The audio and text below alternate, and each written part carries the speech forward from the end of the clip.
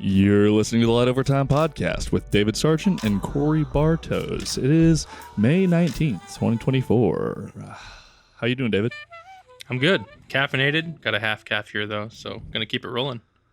Nice. Get a little bit more extra. I am drinking an all-day IPA. Nice. Still in the process of moving. Things are kind of chaotic. Obviously, our episodes have been a little bit more sporadic, but we actually have some exciting photography stuff to talk about. And there's a couple of little gear things that we might discuss if we have time. Yeah. I'm going to try and keep this episode just a wee bit shorter than we normally do and kind of condense it a little bit. We'll see how that works today. Yeah, and I'm proud of us because we didn't actually let it go 4 or 6 weeks this time. I think it's only been a couple of weeks, right? I think we did all right. Yeah, let's not do like multiple months at a time. Season 2 is crushing it. But yeah, so decent show. Sigma has some stuff going on. Lumix has some stuff going on. But the real story that we'll probably jump right into is last weekend. A lot happened last weekend. Some of the craziest celestial ? Atmospheric things have happened. I have gotten probably 14 messages from various people welcoming me to being old because I officially started birding. And so we'll talk a little bit about that adventure because it was pretty gnarly, and it was probably the start of a little bit of a fun little addiction. But yeah, so how would you like to proceed today? Why don't we just jump into the Northern Lights? Yeah, so if you're unaware somehow, last Friday, I think like Thursday or Wednesday, you had been like, hey man, it's going to get really chaotic this weekend, so you might want to consider being somewhere where you can see the lights. Like driving north, as one might imagine they have to do to see the lights. So we already had a plan to go birding a little bit, and we were like, we're moving, so we're trying to figure out what's going on, this, that, the other thing. And we decided to go out to, my partner has a father who has a house thing out in Oscoda, and we were going to go there and relax for the weekend and possibly bird because of the bird migration and everything. And what do you know? We're driving. We're still not even towards Oscoda. And I'm pretty sure what happened the very first moment was we thought as it got dark that we'd start to see lights. And then Elle goes, is that green? Is that the Northern Lights? Just like as we're driving with headlights and all this other. And I was like, oh, yep, that's certainly the Northern Lights. And then we opened the sunroof and could see all the colors with our naked eye, even with all the lights inside of the car and everything. It was spectacular. It was bananas. In Michigan, at least, a lot of people were fighting clouds all over the state, which was a bummer. But we stopped. I got a decent couple of shots like on the coast of Michigan on the east side.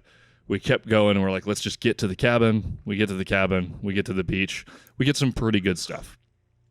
Let's start with your adventure on that. I know your friend, an acquaintance of mine, she went up to like Duluth because you in Marquette, y'all had like real bad cloud cover. Yeah. What can you tell me about that? I can take it from there. So I remember this very well because this is one of the first of all, the magnitude of this event hasn't been seen in about 20 something years. I think it was 2003, something like that. 20 something years was the last time we had an event similar to what had happened Friday night.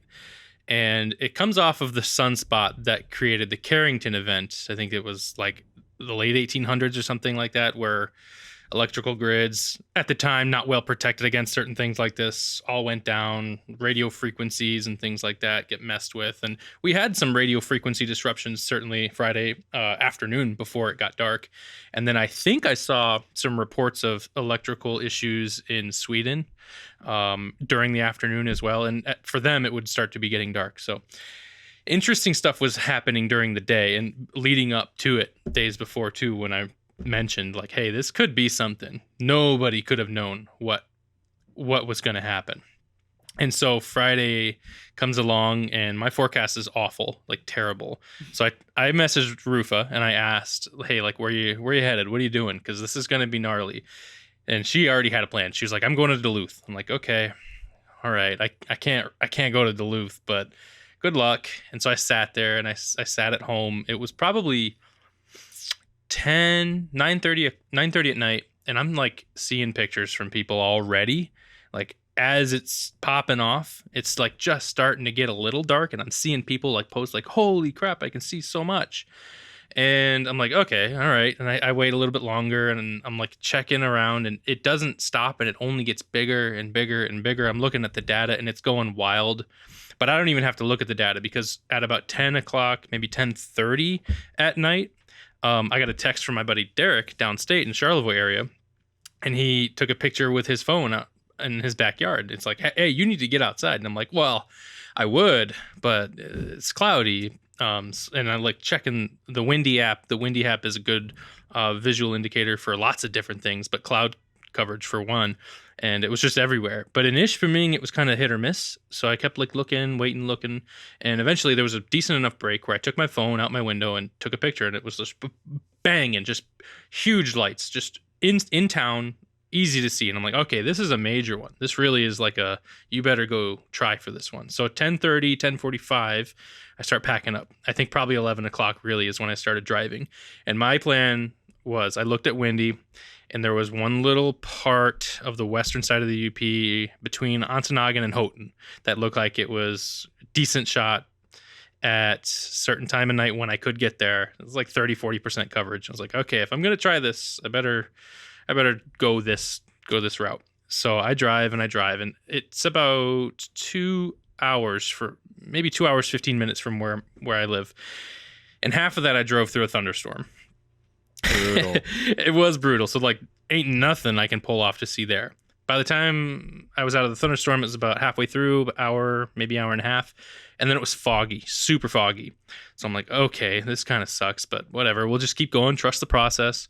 And I finally get to pretty close to Ontonagon. Like I'm on the highway and it's just the fog doesn't stop.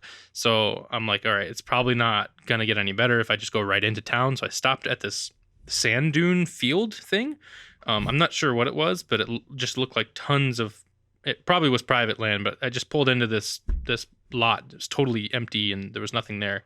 And I just waited and I waited and waited and just watched the fog pass over me through everything. I can't see the sky at all, but I was taking pictures with the camera. And it was incredible to me that the fog around me was green.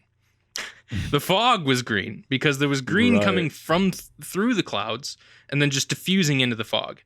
And to me, it looked like, it's just foggy. But when I really thought about it, it's like, this isn't like my white balance is green. It's just that it's diffusing, like the light from the northern lights was diffusing through the fog. So I got really, really frustrated because there's nothing I could really do with that. And it was so thick that I'm like, I can't see anything. I can't make compositions. It just looks greenish everywhere. So I started driving back and I started driving back home because it was like probably close to, about 1 o'clock in the morning at that time. And so I started driving back and probably about about an hour and a half back. So halfway back, the clouds started to break up a little bit. And I mean, just a little bit. You could probably pull up one of these pictures now here as I'm talking about it, but there's a break where I could see just huge old bands of green and just lots of northern lights going on, but it was gone quickly because the clouds came back. So I got to see just like this 5-minute little piece. I pulled off to the side of the road and just took a shot on the highway, and it's nothing special, but it gave me an indicator of what kind of show we had that night. And so I took that shot and then I continued driving home. The thunderstorms had all passed, so it was a pretty easy drive back home. I did check out man, I'm blanking on where it was, but there's this cool little town. I can't remember the name of it. I'll think of it later. But I checked out one cool spot, a new town, so potential for later to come back to. And then I drove back home. So I got home at like 3:30 in the morning, not much to show for it, frustrated. However, every time we get northern lights of close to this magnitude, I can't even say this magnitude because this was a first for me, really. Like living through something like this. But anywhere close to these big shows, there's always a really good chance that the next night has residual energy. So these CMEs don't pass that fast. They can hang on sometimes, and the next night you have a pretty good shot. So if you miss a really, really big night of Northern Lights, give it a shot the next night. Don't think it's over. Oftentimes it'll come back, probably not with the same strength and intensity, but you get a good shot. So I went out the next night. But if you'd like to go back to your Friday night, we can bounce back to you, and we can bounce back to me on Saturday if you want. Sure. Yeah, I mean, like I said, it was wild. So I've seen the Northern Lights a few times. I've gotten what I believe are some like pretty okay photos of them. This was basically like I had never seen them before. Yeah. This is like the stuff that you see of people getting in like Northern Iceland where there's nothing. This was like Norway. This was the craziest thing I've ever seen. Like seeing all the different hues from a freaking moon roof while driving. Like I'm sitting there like trying to just focus on the road, and I got a really gnarly story that I posted just with my iPhone camera, and it's a video, and I'll post that while I'm talking because that was insane on our drive there. We got some pretty good stuff, but then it got kind of dead-ish by the time we got set up at that cabin that night, which was kind of a bummer. We were kind of like bummed out. Our next plan was to just go into some birding all tomorrow, on the Saturday, and just like do that. But then all those clouds brought storms and rain to where we were. So all of Saturday we kind of just hung out, just enjoyed the solitude and everything like that. But we were like, we should probably try tonight. Like there's going to be something. Like it was, apps were still saying that the KP levels were high, this, that, the other thing, all the stuff where, I'm pretty sure I would go out in the past at like, if it was above a 4.5. Yeah. Like it's like, if you're up in like northern Minnesota and it's like a 4 or a 5, you're like, oh, I'm going to see something. But it's still well over a 6 or whatever. And like, again, that's just like one metric that you look at, one like piece of data that suggests you might see lights. But it was still pretty heavy. So we were like, okay, cool. We're waiting. It's starting to get a little dark, but the map on Friday was literally like we were yellow, orange to red on like how south the freaking Northern Lights were. That Friday night, we're getting photos from like Elle's sister in Lansing. I saw some photos from just north of Port Huron. And I can put my hand up here. Like we're up here. Mm-hmm. David's way up here. And people are seeing it well below where we were.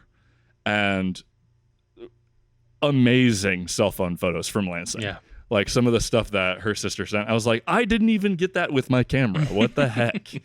Our buddy Eric was shooting some stuff, so people were seeing stuff in Kalamazoo. Wild. Just absolutely bananas. It looked pretty cool. We were pretty happy. We went to bed, and then, like I said, Saturday we relaxed and we went back out. So what was your Saturday? Yeah. Just for a little added context, every single state of the United States was able to get photographs of the Northern Lights. Hawaii, yeah. You could see the Northern Lights from Hawaii. I was seeing stuff from San Antonio, Pensacola. I saw pillars in Florida. So It wasn't just like southern parts of Michigan. Was wild. It was everywhere, even along the equatorial line, which makes this a very significant event. Probably once in a lifetime for just about everybody who was able to witness it. But like I said, the last one was similar 25 years ago. But if you happen to miss just one, you might not get another one. So yeah, it was wild. Some of the really good photos I saw were from down in Utah and stuff. And you're like, what do you mean? Yeah. What are you talking about? Like a desert photo at the Northern Lights is just bananas. Yes, I have a buddy, Justin, who drove from Minnesota to Utah to do this, which is just wild, right? Like to plan an event like this. I think he also wanted to shoot the Milky Way there because that's like just a very, very good place to go for dark sky purposes in general. But to actually get this kind of Northern Lights activity, to just pull that in on that trip was just fantastic for him. So I'm waiting to see some more of his work. Has he posted anything of the Milky Way with the Northern Lights or anything? I don't know. I'm going to go back and look at his work. I just saw him post a story with one image of Northern Lights, and I got to see if he posted more because I'm just remembering all of his trip now, and I'm excited to see more. So Yeah, we'll post some of that up on the screen and in the description as well, because I want to see that for sure. Yes. He and I were chatting most of that weekend, very back and forth about all the solar flares that were happening. This sunspot, and now another sunspot is coming around that's pretty active as well. But that sunspot in particular was popping X flares off often, high M class, and there was probably half a dozen different X class flares. Not all of them produce CMEs that are Earth directed, but a couple of them did, and so we got a couple of different opportunities. I don't think any others. There was actually some the other morning, but nothing close to Friday night. But Saturday night, it's clear in Ishpeming where I live. Skies were looking good, so I was definitely going out. Given my experience, I know the next night, decent chance. So I get out to Lake Angeline because I'm just like, I spent 3/4 of a tank of gas doing this Friday night. I'm just gonna stay close to home on this one, because if they're even close to as big as they were, I don't need to worry about getting out of town. I'm just fine. Right, as long as it's clear. Yeah. So I headed to Lake Angeline, and Ishpeming's not a huge town anyway, so I can do dark sky stuff pretty easily there. I headed to Lake Angeline because the trail where I've been doing like birding and stuff is on the south side of the lake, so I can look north to the lake, and the northern lights would be over the lake. And cool. I'm getting out there, and it's twilight, and I'm thinking I could see some pillars, and I'm shooting, and I'm doing some stories on Instagram too to like update people, because I'm sure after Friday's event, automatically, just like anybody who even could possibly go out and want to see them, they're trying to get information as quick as possible. Like new masses of people who have no idea what to look for, what information to get. They're looking for new information. So it was kind of dawned on me like, I could probably post some stuff and keep people in the loop. And it was after my first story where I was like, I can't really see anything yet, but I'm going to keep taking pictures. Like 3 minutes later, I was like, okay, I see stuff. There's like, I'm taking pictures. And for me, one of the tricks I like to use is if you take one picture, you might not be sure what you're looking at between like twilight, dusk, blue hour type stuff. If you take 3, 4, 5, 10 pictures, you scroll back and forth quickly, you can watch the faint, subtle bands of green and yellow kind of wiggle, and you know that those are northern lights, because it's not, it's not the color of the sky. It's just that stuff that's happening that you can track. And so I did that, and probably like 3-4 minutes later, I was like back on Instagram, like, okay, I do have lights. Be prepared. I'm seeing them pretty high in the sky, so let's just keep watching. And it was like every 5 minutes I was updating with like, oh, okay, it's getting bigger. It's getting bigger. And by the time it must have been about, it was like 12:30. So 12:30 in the morning, all of a sudden it started getting brighter and brighter. Like the ground was starting to light up as if the sun was coming up. That's the only way I've been able to describe it. It was as if the sun was coming up. I could see all around me, and we were pretty close to new moon. So like it was going to be pretty dark to begin with. And I needed my headlamp to get out there, and suddenly, like, I could see everything, like full moon brightness, if not sunrise, like, the way the ground lights up with sunrise. And it was like freaking me out, because I've seen a lot of Northern Lights shows now. I've chased for a long time, and that was the first time I'd had that intensity ramp up that fast. Because I've seen some good shows where probably the environment was well lit from it for a while, but for it to go from real dark to bright like that so fast, it was kind of freaky.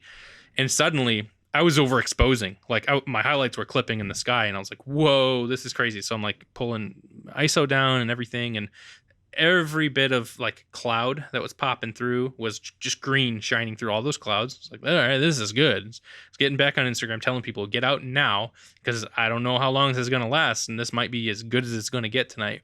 And then suddenly I looked to the right, and these pillars were just like super tall, shooting into the sky, just all the way up. I'm like, okay, this is great. So I'm shooting that. And then suddenly it doesn't stop there. I see from straight north, like the Northern Lights can do this sometimes. It's been called Steve, but it wasn't quite Steve. There's a couple different like picket fence. There's a couple different phenomena related to the Northern Lights, and this is one of them where suddenly this stream, jet streams from north to south, so not west to east or anything, straight north to straight south above my head, straight overhead, and it looked as if it was a coronal hole where all of a sudden the northern lights are like pivoting around the center point above your head, and it starts doing this weird motion, and it's really, really freaky because you can see it well with your eyes, and it moves kind of fast. So these lights are just above your head in a circular formation, moving around. That happened, and I was like, okay, I hopped on Instagram again, like, okay, this is what I'm seeing right up above my head, get out now. And literally like 90 seconds later, that stopped. I looked to the right, those big giant pillars were gone, and then that green to the north was fading and fading, and over in the next 5 minutes basically everything had been done. And if you get on NOAA's website for like 30-minute forecast tracking on these nights, you'll notice the bands, the hemispheric power, the northern light ovation tends to track with the darkness of the sky, the rotation of the earth. And as the night crosses through midnight, often you'll see that data start to fade away as we get closer towards the morning, crossing midnight. So it was like we hit 12:30, it was popping off the best it could, and minutes later it started to wane. And it never happens the same way twice, but it was probably the quickest I've ever seen it ramp up to such intensity and then die right back down. So I'm sure we'll show some images of what I just talked about with it overhead and how big the pillars were. So I was on Lake Angeline on water level, working with the water, and then working with, I walked down the trail a little bit as it was starting to get big. And so I was like working with trees, doing some panoramas from like tree roots up to the sky, trying to get as much as I could in. Got some interesting stuff. And where I was trying to walk down to didn't quite work out super well, so I walked back to where I was at my water access on Lake Angeline and finished the night there. And at about 1 o'clock, when everything had died down, I got out of there. So I didn't get everything everyone got below the bridge, below the Mackinac Bridge Friday night, but Saturday night was not a loss for me whatsoever. Yeah, right on. I guess similarly, I can't remember exactly what time we started. I'd have to check those times again, but I think my time lapse probably went on for about an hour and a half. Where I was, we had some cloud movement. I didn't really have a way because we're on the coast, so we're on as far east as you can be above the thumb of Michigan, and so basically the more like northwest I look, it's just like trees and houses, and then so I'm kind of stuck on like a 90-degree angle east to north on the beach with basically nothing super interesting because obviously Lake Huron is huge. We're on the big lake, so there's nothing like out there that's interesting. Yep. So basically we took the opportunity to just become the subjects a couple of times, and I'll show a couple of those shots, but basically set up a frame, a time lapse, and then just did what I could. I definitely remember some pillars popping off. Like there was a couple moments where I was like, man, I really want to move my camera because it's like literally, it was like northwest of me. I know that pain. I could see these massive pillars.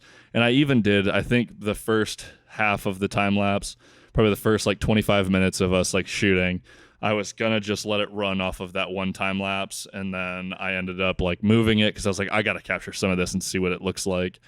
And then eventually set up another frame.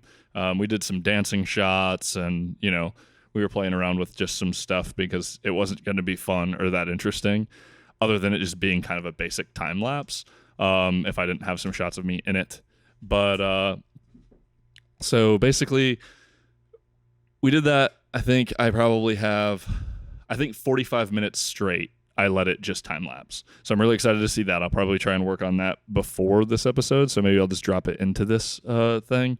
I'm just going to do a basic edit on it. I'm not going to go too crazy. Like I said, it wasn't spectacular. It wasn't my craziest work ever, but I wanted to get something. But I was curious because you have done way more Northern Lights than me for sure, but you've also done more astro than me. What are you generally doing when you see the lights and you go, okay, depending on your composition and what you're trying to do, where do you start with finding your settings? Because looking at my settings, I think I did it differently than I've captured the Northern Lights before, because I was dealing with lights that were way, way dimmer. Yep. So I was rocking like 15-second exposures on those other ones that I did. So any water in the scene on my old ones were just completely washed out. The lights look a little different. You don't get like all of the really like detailed striations. I don't even know what you'd call them, but sometimes it gets like really gnarly and really textured. And that's what I got this time because I was floating around like 2.5 seconds. Yep. I was trying to do, I think I was at like 2.5 seconds and like only 500 to 800 ISO. Like it was super freaking bright. And I was doing that because we were trying to do these dancing shots, and we were like, I'm like holding her in a dipping pose and stuff, and we're like, trying to not have that much motion blur. But yeah, I guess run me through like, somebody's about to try to do this for the first time. They're all manual for the first time, and they're like at a scene. Yeah, so that's a great little conversation piece. So what you ended up with sounded really, really fair, and it sounds similar to where I was about 12:30 on Saturday night, where the intensity was so bright and all of a sudden my highlights were clipping. Yeah, I brought my ISO down, but my shutter speed was also down to like 1.5 seconds, probably 2 seconds as well. So I probably brought my ISO down from like 6400 to start the night down to probably like 2000, maybe lower. I'll have to check my files, but it definitely came down. But yes, Northern Lights definitely can behave differently from one show to the next. And the way it moves, whether you see pillars go like rising up, shooting up, whether you see it dancing, shimmering, or whether you see a band that kind of just wiggles parallel with the horizon, it can act differently in a lot of different ways. And so your shutter speed is going to matter when you see like the pillars and the shimmering vertically, and you see it shimmer like left to right, like curtains kind of.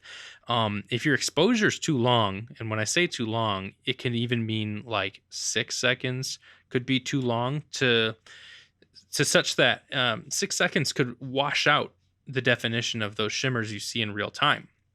And so coming down to like 2 seconds when you have the ability, because the lights are that intense, it can really benefit your composition.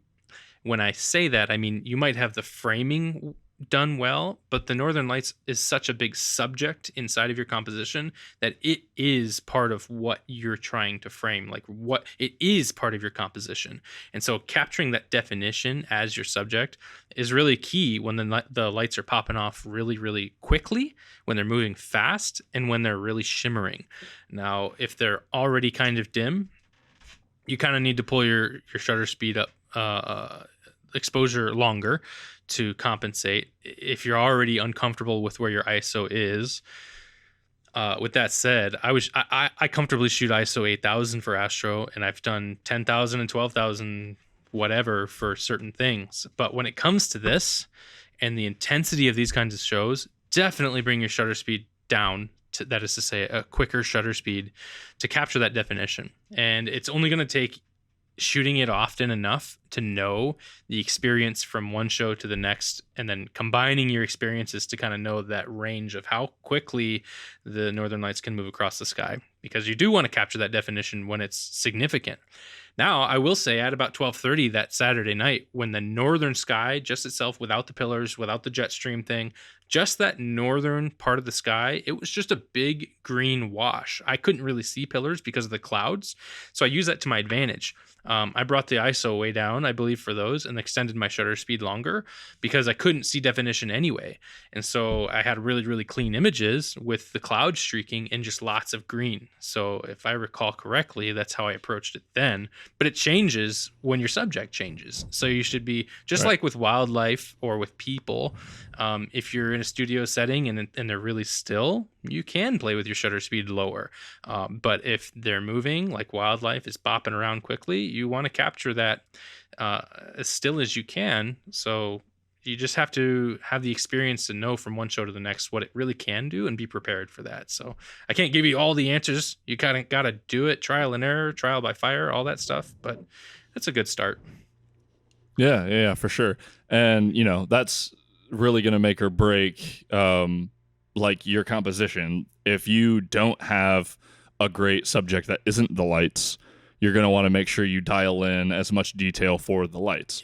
My old shots, I was at camp and I had like our very famous water wheel thing and stuff. So that was really my focus. And if I could get some streaks at all, cool. But I was basically just trying to get a little bit of purple and a little bit of green so you could see that the northern lights were popping off. Because like with my naked eye, I could see a haze. Yeah. And like that's why I was talking. I was at like 15 a couple years ago shooting it like that. But I was so surprised by, like I said, using just my iPhone's video camera, seeing it. I was like, oh, I need to start like pretty low. And I shot everything pretty wide open just because I didn't have anything that I was trying to keep in the frame. I was fine with whatever, us dancing or whatever, just being like a blurry silhouette. I wasn't really looking for detail on the beach or anything like that. So I was able to keep my ISO and my shutter speed right where I wanted it because I was getting all my light from having an f1.4. I was using my 35 mil, and that's my fastest, widest lens. And, manual focus, just find a star, get the star as sharp as I could. And I think my favorite shot, I'll post it now, is I think it's either us holding hands or me doing a dip with her in my arms. And I don't even know what to call it because I've never seen it. But the entire sky was just colors, but it was almost like checkering of purple and green. Yeah. And it was just this crazy, like big, huge wash. But you can see so many stars because the exposure just somehow worked out to see every single speck across the entire sky with all of this color. And it's freaking wild. The glow on the sand is wild. Well, that's what happens. Everything was really cool. When you can bring your ISO down, right? All of a sudden, Right. you have much cleaner images. And when I say cleaner, it also means color accuracy. And without muddied pixels, you can really pick out every star correctly. If you had a high ISO, you're kind of looking at your image, just looking at noise, not really being able to depict every star, right? So you start to figure, okay, I don't know what's a star or not, but it looks like a starry night. But with cleaner images comes color accuracy too. Yeah, which obviously if you're basically just shooting colors, Yeah. it's beneficial for like really bright northern lights. And when they're really bright, it helps obviously because you need, you talk about shooting at like 6,400 and 8,000 and stuff. That works when there is light coming into the sensor. If you don't have any light coming into the sensor and you're at high ISO, that's when high ISO looks bad. Mm-hmm. But high ISO can look good and fine and totally passable, but it needs the light to be hitting those sensors to actually matter. That's right. You can't like recover the shadows of highlights. Like that's not how it works. So if your stars aren't, actually captured at the sensor level, you're not going to be able to recover those using like your curves, because all you're going to be able to do is your whites and your highlights. And if there's just not enough exposure there, then you can't get that back. It's just going to kind of make the data and break it. So yeah, anyway, it was spectacular. Truly something that you just don't see in the Midwest for sure. Like the more southern Midwest. Obviously across the whole freaking country, people are seeing it in places that you just don't see astro, which is nuts. I'd like to mention one thing also, if you don't mind. There's a couple people I had talked to about this who there's two scenarios. One person couldn't get out. They missed the show like I missed it Friday night. And suddenly they become interested in the Northern Lights, but it sets in that we haven't seen anything like this in 25 years. And they get really down on themselves and think, I just might as well not even try because when is it ever going to be that good again? Or the other one is maybe they saw it, but again, when is it ever going to be that good again? I can't top that. I can't top these pictures. That kind of mindset, unfortunately, makes it so that you won't ever get anything like that again if you don't try. So if you miss the show, or if you have that mentality like I'm never going to top this, so why bother?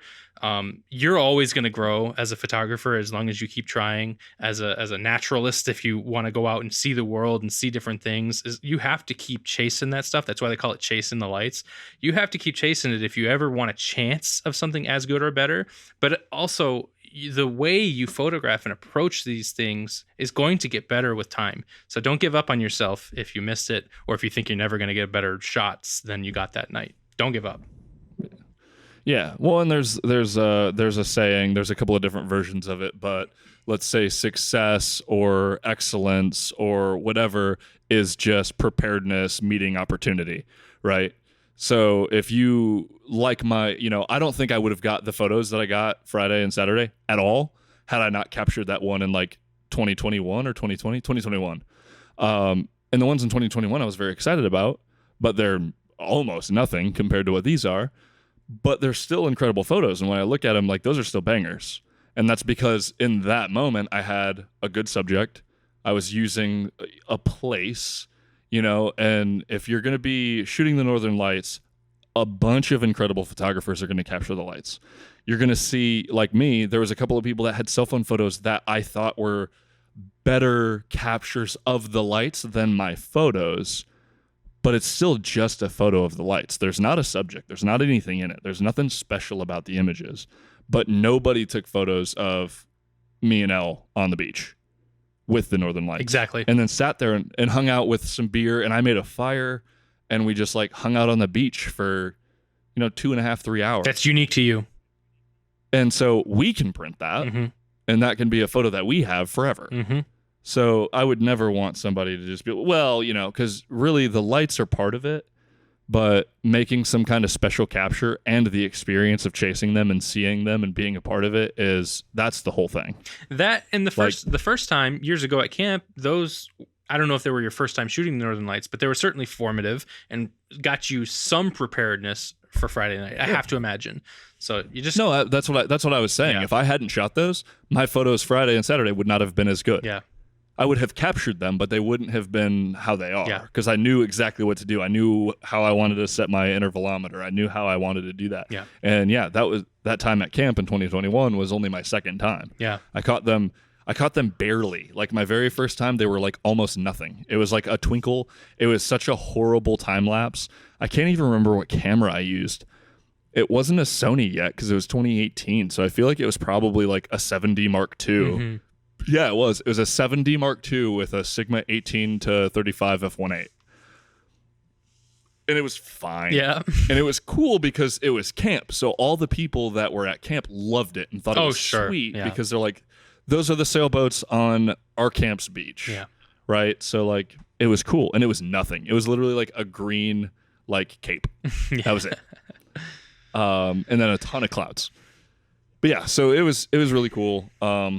Learning experience. I'll never ever forget driving a car and looking up through a moonroof and seeing it. The one thing that I wanted to mention, when it really popped off on Saturday, I remember being just completely awestruck, and Elle and I are just staring at the sky, and it was like the freaking bridge to Asgard in the Thor movies. It was literally just like, it looked like jets. Yeah. And it was just like, and I was like, this is bananas. Like, I could not see anything like this in 2021. And you're just like staring. We're just like chilling, vibing on the beach, and you don't even need your camera to enjoy it. And it was wild. Yeah. Like you said, almost new moon, like a sliver, and a pretty bright sliver, but it was dark on the beach, and it was just like twilight, basically. Yeah. Super crazy, unforgettable. On a slightly related note, but I'm going to move away from the Northern Lights now. The next morning, I went out to do like landscape wildlife stuff in the morning, and it was really hazy. Wildfire haze from Canada had come down and to the UP and in Minnesota too, because Justin told me the same thing.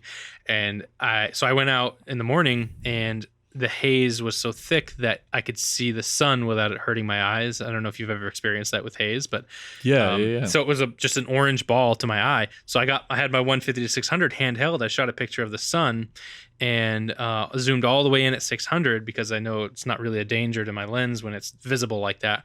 I could see the sunspot that created these northern lights on the very That's pretty cool. east side of the sun.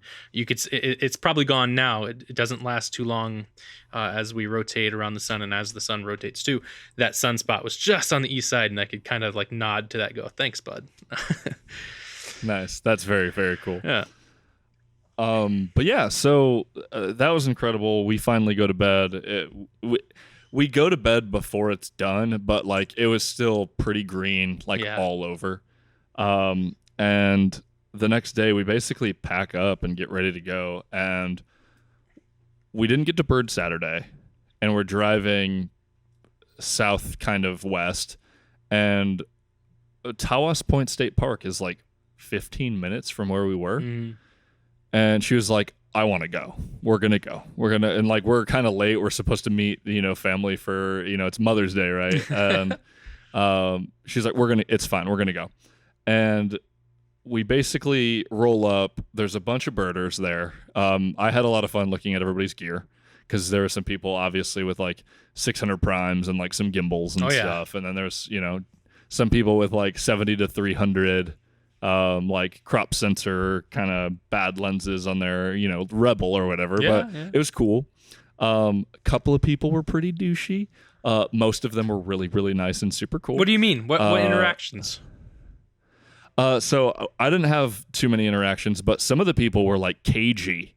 Like, Elle would ask people like, oh, what's like going on over here or whatever. And they're like, oh yeah. And like, they would just like be super standoffish and be like, you're not a real birder or whatever. Like they're super, and like they're with their bucket hats and their vest and all their stuff. And they're just like, there's a couple of dudes that were definitely like pretty cagey, but a lot of the, like, I would probably say slightly younger, middle-aged people were all pretty enthusiastic and really nice. But again, I think Merlin popped off pretty close to 70 different birds. We saw probably more than 45, 50. That's incredible. I knew it was a good spot, so I'm glad you went. Yeah, dude, it was so wild. Like, tanagers I've never seen, buntings I've never seen, like a million warblers, like every freaking warbler you've ever heard of, basically. There's a ton. And, I'm just starting to figure out kind of spotting. But what was interesting is Elle's not super enthusiastic necessarily about photographizing them. But I got her some binos for graduation. So I got her some really nice Vortex binos. And she's been into Merlin for a minute. And it's sweet because she's like spotting. You can see when Merlin like pings what the call was and what the bird is. So you can kind of use it to triangulate and go find the bird that I do that all the time. You want to see. And it's just nice to have like a spotter who's like, no, come over here. It's like really sick. Or, I'm like sitting here hyper focused. I'm running the A7 IV with the 2X teleconverter with a 70 to 200 G Master Mark II. So really sharp lens on a teleconverter. Usually like people would stray away from a teleconverter. This is a really sharp setup. Like this is about as sharp as I think you could get with a teleconverter. If you were going to be like sub $1,000 for a really long lens, but you own the 70 to 200, just get the teleconverter, because like I've compared it to the the 70 to 350, which I really wanted to be a good lens from Sony, which is a crop E-mount. Okay, lens. that's why I'd never heard of that. Yeah, and I was kind of interested in it because I was like, I wonder if I just get a A6700 and like have like a slightly smaller, compact, like dedicated sports and bird, because I'm gonna be doing some baseball stuff and things like that, and it'd be nice to be able to switch. That lens is just not there in sharpness, even stopped down a little bit, like the teleconverter on the 70-200 G Master. But small birds, hard, man. Not a bird photographer, right? So I was just, okay, I've done this. I've shot some photos of some birds, but thick brush everywhere, beautiful birds that are a little skittish, and I learned a lot. We were there for about an hour and 25 minutes, and I think I got like 6 to 8 pretty okay photos, and then I got, like 1,000 really bad ones. And that's the way it goes. But, well, yeah, I mean, you're just trying to like especially some of the like rarer birds, so you only get a second. You're like, oh my gosh, we see it, and then it flies away. And like, good luck. There was probably one of that particular warbler or whatever. But it was a lot more fun. I think I would have been bored to tears if I was by myself, but obviously like hanging out with Ellen doing that was a blast. So good. I'll definitely get into it more.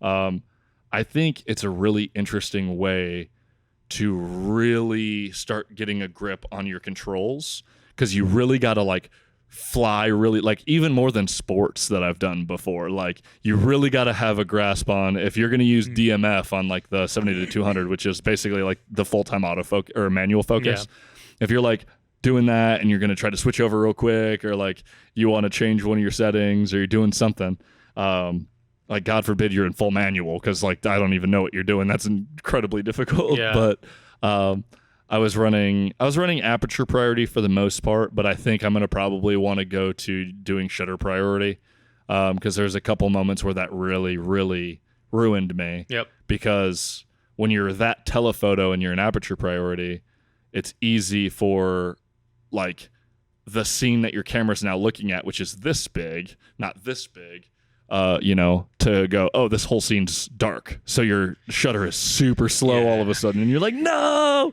it was so bright. Why did I miss this shot? And the bird is just like a blurred face. And you're like, dang.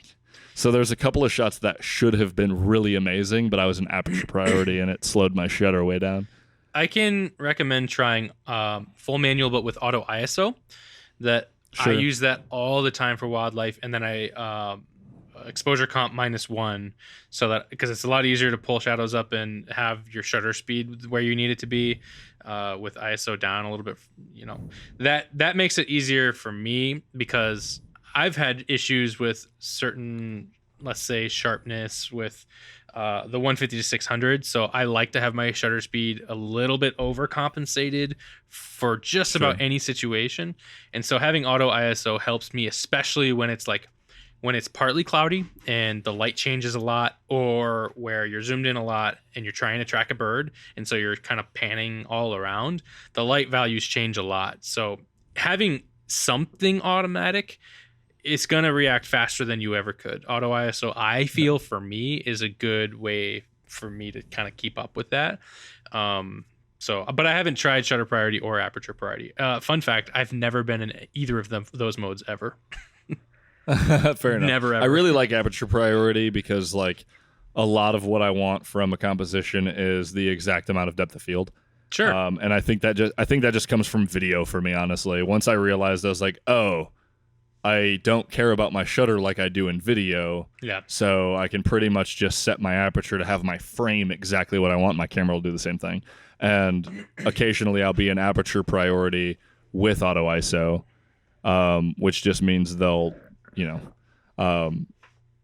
the two modes will be moving and my aperture will be still. But yeah, so I might try that. I guess that makes sense because you can limit your auto ISO to a certain thing. Yes, you can. But once I basically go to like where it's kind of dark, I find where I'm happy with my ISO, especially knowing that like I was basically maxing out at 400 mil equivalent, and I was shooting really small birds on a small peninsula, and I knew if I had my ISO just a little too high and I cropped a little too much, it just wouldn't have detail. Right. And I'd be losing like a ton of these shots. So I was trying to keep that ISO just absolutely as low as I possibly could. On that note, I've been listening to a lot of Ray Hennessy's podcasts. I like his work. He's got very clean imagery of a lot of different birds. He shoots warblers in the spring, does a lot of shorebirds, and he travels in a van now. I don't think he stays in New Jersey like he used to. I think he was in Jersey. Now he travels in a van. So he's like in South Carolina often, and he's doing workshops all along like the Gulf Coast and things like that. And one of the things he preaches often is to shoot that shutter speed way, way down once you've gotten comfortable with a bird. That is to say, if you can like find a warbler or a bunch of birds and they're comfortable with you, and you've got like composition and where you want it, and you find a perch that they come back to often, take your shutter speed down way further than you possibly think is necessary. He's often down at like 1/125th of a second, 1/50th of a second, just to make sure that the images are clean. But he's like, he leads workshops, and when he comes on the podcast, he often just preaches like they are always surprised when I tell them how low to take their shutter speed, just because as long as you control your breathing and you have a good grip and stance with the way that you hold that gear, if you can hold it well, sometimes it's like 1 out of 100 shots, right? But sometimes you get that one crispy image out of that approach. It makes it worth it sometimes.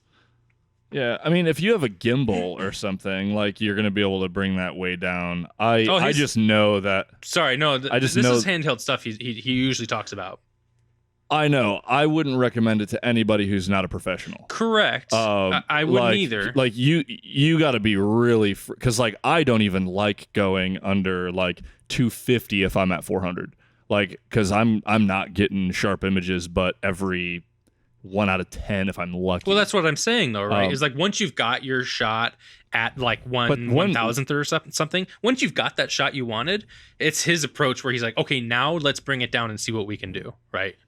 Yeah, man, 1/50th and stuff. If you're above like 350 millimeters, that's brutal. Oh, it's near impossible. I know, I get it. I don't know if it's fighting like IBIS and optical stabilization or something, but I just know there's something going on with the image stabilization that once you're kind of low like that and that long, not only are you fighting your movement, but you're almost better off getting rid of the IBIS and stuff, because I'm almost certain it's like trying to do this and you're slow enough that I've been hand holding like the 90mm macro with stabilization at like 1/50th of a second doing something for work, where I'm just like, wow, okay, fail, and I'll turn it off and I'll get a sharp image. And that's not even that extreme. That's a 90mm with 1/50th. At not really a macro level. I'm looking at just like a product photo with it. And it can be, sometimes the tech is working a little too much. True. Yeah. I only mean to bring it up because it's a different approach. Totally. Like nobody recommends doing it that way, right? Like if you were to take a photography class specific to like wildlife and sports, they're not going to tell you to take your shutter speed way down. No, that's idiotic. It's counterintuitive, counterproductive. This is like for more advanced, after you got the shot of the bird that you went to get in the first place, it's like, okay, now we experiment, right? It's experimental for a reason. It is counterintuitive. All I mean to say was through his work, I see a lot of great work. And if this is what he's preaching and this is what he's actively doing, to me, I thought about it on Sunday morning when I went out. I thought in his shoes, what would he do? And just to try out something different. I got a lot of shots I liked that morning. So I'm curious to go back and see what shutter speed some of those finals were, but there might be a couple in there that were lower. Yeah. Oh, I'm absolutely sure. I don't know that it's, I absolutely, unless it's something where I'm getting paid, I am kind of like, if I shot 1,000 photos, when I open up the import, I like click a couple from a big string. I don't like to fully cull these days. Like, I'm so lazy about it. So if I'm just out here blasting a ton of like blurry photos, there's no chance I'm finding the good one, because I'm just going to be like, nah, I'm good. That's too much effort. Yeah.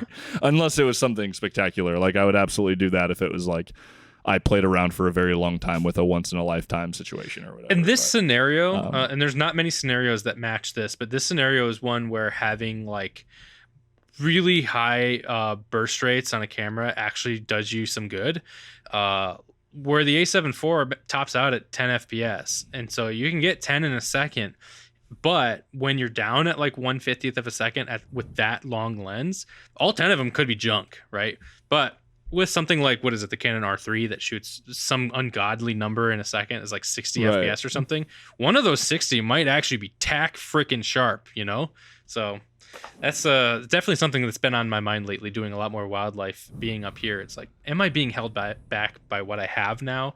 Often, I will say, I have been frustrated shooting these birds with spring migration in thick branches and stuff.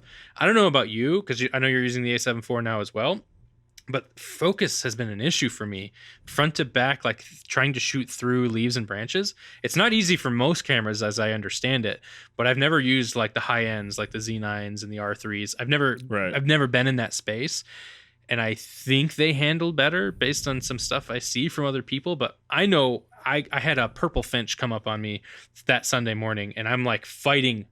I have the 150-600. I can't be in DMF for whatever reason with that lens, but I can toggle one of the custom buttons on it. But the focus ring is closer than the zoom ring, and so I have to press the button with my thumb and then try to use my ring finger or my pinky reaching way back to do that focus adjustment, and it's really difficult. So I often just drop that and just try to get it to refocus.